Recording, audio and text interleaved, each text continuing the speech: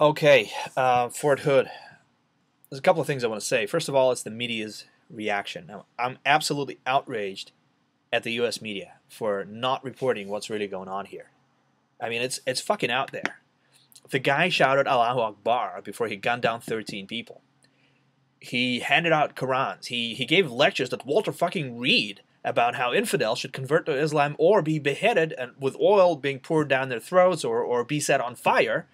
The guy frequented and posted at jihadist websites, and he attended the same fucking mosque that the 9/11 bombers attended. And Chris Matthews has the nerve to get in front of the camera and say, we may never know whether religion was a factor, whether Islam was a factor. Right, exactly. We may never fucking know. I mean, it just blows my mind, okay? Now, these guys, look, at least, someone like Ronald Emmerich. Ronald Emmerich is a movie director. Now, I'm not a big fan of his work. I think something like The Day After Tomorrow is a bunch of ideological crap. But at least, he's making this movie, 2012, about the end of the world. His plan was to show, among other things, the destruction of Kaaba, the sacred place for all Muslims, right? But he thought long and hard about it, and after hearing, getting advice from his co-writer, who said basically, "Look, they're gonna fucking kill you for that." He thought, you know what? It's not really essential to the movie, and yeah, I'm not gonna do it. I'm not gonna do it. I don't want a death sentence over something like this. I'll be okay with just showing the destruction of the statue of Christ in what is it, in Brazil, and the destruction of St. Peter's Basilica in Rome, and a couple other Christian landmarks that everybody knows, because he knows the Christians are not going to go after him and kill him for that. He doesn't want to end up as like Theo van Gogh did in the Netherlands, who was physically killed for a movie that he made about Islam. So he's tiptoeing around the Muslims, trying not to offend them. So the American media are doing the same thing, only they're far less honest about it. They are pretending to be objective about this issue, but there's nothing objective about their coverage. Post-traumatic stress disorder? Post-traumatic stress disorder for a guy who never deployed? It was never in combat? Like Mark Stein said on radio on Friday, this would be the first recorded case of pre-post-traumatic stress disorder. I mean, these people are out of their minds, and they're trying to sell this bullcrap to us. I hope the American public is not buying it anymore. I hope the American public is waking the fuck up. The other thing that I wanted to mention was Obama's reaction. Now, there's a couple of points. First of all, this is not Obama's fault, okay? He just happens to be president while something like this happens.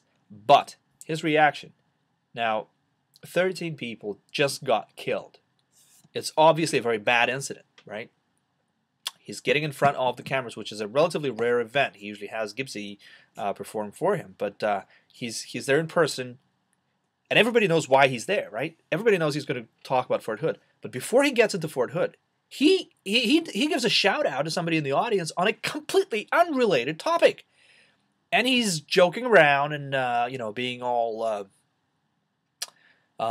he looks happy about something, and then 2 minutes into the okay, Fort Hood now, and he gets serious. And I mean, is he a creep or what? He creeps me out.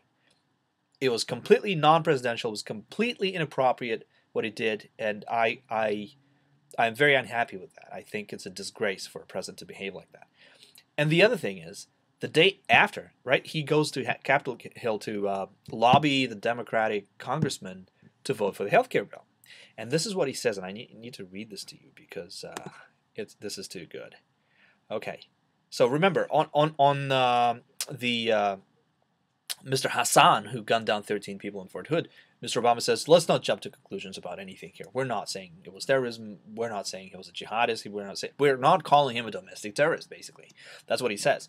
Now, on Saturday, lobbying Congress, the Democratic caucus, to vote for the healthcare bill, this is what he says.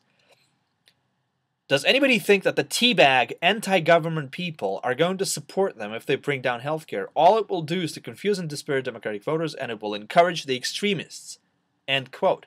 Now, so on Major Hassan, it's let's not jump to conclusions.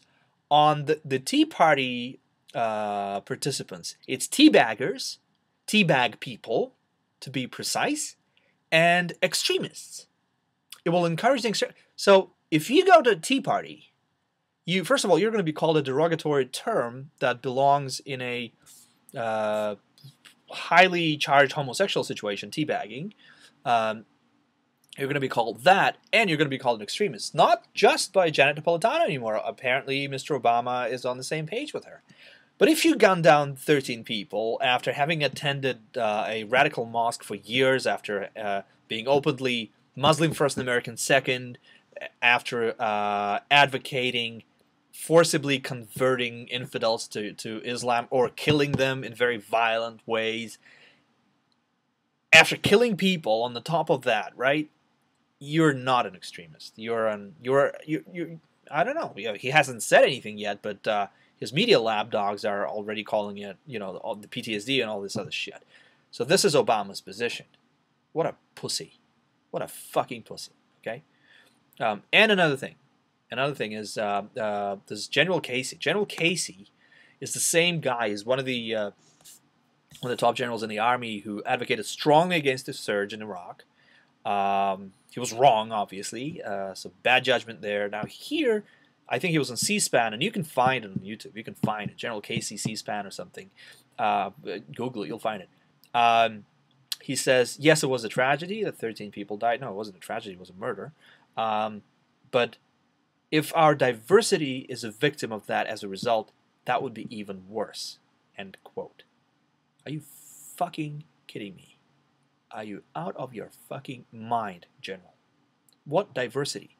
Diversity, let me explain this to you. Diversity in this case it means ignoring all of the red flags that have been raised about this guy. Now we are finding out that FBI, either FBI or CIA or both, knew that he was trying to reach out to Al-Qaeda.